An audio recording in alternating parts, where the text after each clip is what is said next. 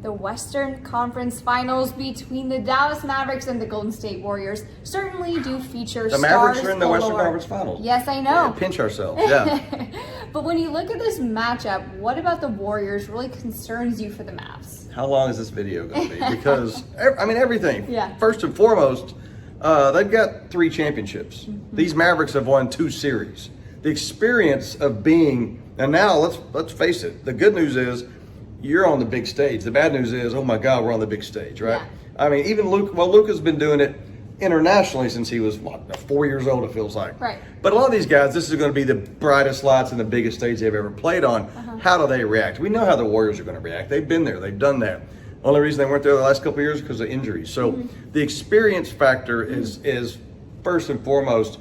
How do the Mavs react when the game's on the line, when they felt pressure like they've never felt before? Right.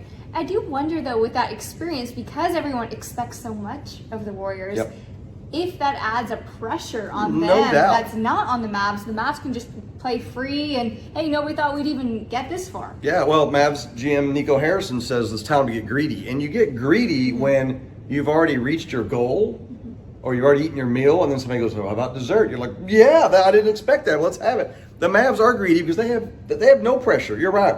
They've already exceeded expectations, and anything from here out is dessert. It's gravy. And you're right. The Warriors are favored. They've been there. They've done that. Everybody expects them to win. So if there is a pressure element, it's squarely on the Golden State shoulders, no doubt. For sure. And Golden State, they have the splash triplets now. It used to just be Steph Curry and Klay Thompson, but now they've got Jordan Poole. Yeah.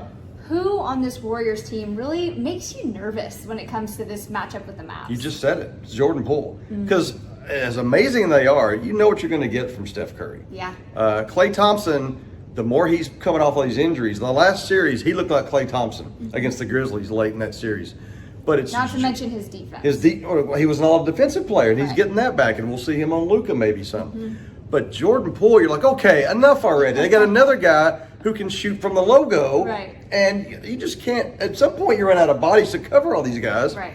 That's the problem to me. If Jordan Poole is making his shots, it just causes havoc. Because then in the middle of all of it, you've got their traffic cop, Draymond Green, who does everything. That frees him up to set picks and crash the offensive boards and just be a facilitator. Yeah.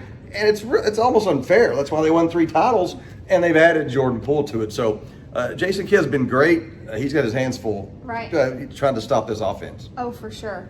Dallas Mavs star Luka Doncic has been on a tear as well. It seems like every time he needs to rise to the occasion, he does. And he's been doing it throughout his whole career since he was 4 years old. Ish. I mean, we see some videos. It's like he's 7 years old doing the same moves that he's doing now. Luka's actually best in elimination games. Do you feel like Luka is the best player in the NBA right now? How can you not think that? And I said this at the end of the year. He got up to a really slow start this year. I think one time on camera I might have called him pudgy. You did call him pudgy. He's not pudgy anymore. I think he's in shape now. Right. But he finished 5th in MVP voting. Name me 4 players that are more important. Right. Maybe Embiid's better at certain things and Jokic's better at certain aspects of the game. Right. But here's how I look at MVP and the best player. Take the team's best player away from them. What are their chances of winning? Mavericks, God bless them, zero chance of winning. If Luka, God forbid, gets hurt and is out the series, they'll get swept. Yeah. And it will be embarrassing. Steph Curry is the Warriors' best player. It'll hurt their chances. But we just talked about it. They've got Jordan Poole. They've got Klay Thompson. They've got Draymond Green. They've got enough guys to stay competitive. Yeah. The other series, Jimmy Butler. The Miami Heat wouldn't get swept without Jimmy Butler. They probably wouldn't win. Same thing with the Celtics and Jason Tatum. Best player, but they've got Marcus Smart, the defensive player of the year. The Mavericks drop off from 1 to 2 is monumental. Yeah. And maybe Giannis. Maybe Giannis would be the only other one that you could say. I agree with that. That would be a player who means just as much to their team. Yeah, they lost Chris Middleton though, and look what happened to them. Right. But I think you take Luke off the Mavericks, and again, God bless them. They've overachieved.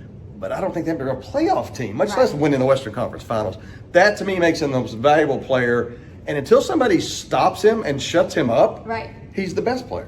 That is a perfect segue for me. Luka Doncic has been talking about how much he loves this trash talk. He talks about how much he likes to talk. Yeah, he does. And he's like, I don't talk about it a bunch in the media, but the chirping on the court really motivates me. Well, he's in luck because he's facing Golden State Warriors Draymond Green, who we all know loves and thrives in the trash talk. How do you like this matchup between these two? Hopefully it doesn't get too serious when it comes to the trash talk. It'll get serious during the game. Yeah. Now I think they leave it behind because they both respect each other. Yeah. But you've been in this situation, Bree. When you're really confident, say you're going to a meeting or giving a speech or taking a test, when you walk into the room, if you're really nervous and not prepared, you're like quiet and like, oh, this is going to be embarrassing. If you're confident, you're like, hey, what's going on? Let's get to this. I can't wait. Yeah. That's how Luka is on the biggest games against the best player. Right. He's so confident. He's not afraid to talk and lay it out there and maybe poke the bear because he knows he can back it up. Yeah. And we've learned by now with Luka, he's not happy unless he's talking. Yeah. He's talking to teammates. He loves to talk to the reps. He loves to trash talk, Devin Booker. Right. He's going to be legendary. Right. A trash talker. Well, Michael Jordan was the same way. Right. It's pretty good company. Yeah. But yeah, is this going to be some chippiness and some chirpiness? Is that a word? Chirpy, yeah. Between him and Draymond, it's going to be a good back and forth. I like it. I can't wait. So Luka Doncic recently said in a media interview, hey, I always knew this team was special. And maybe he was talking about after the Kristaps Porzingis trade or whatnot. Yeah, maybe. But I am curious, what about this Mavs team makes you think that they're special? I didn't think it for a long time. And maybe Mavs fans did. Maybe I'm the last one to jump on the bandwagon. But early in the year, I talked about, they're playing such a slow pace. Yeah. And Jason Kidd, maybe they'll be better defensively, but they can't play this slow. What are they doing?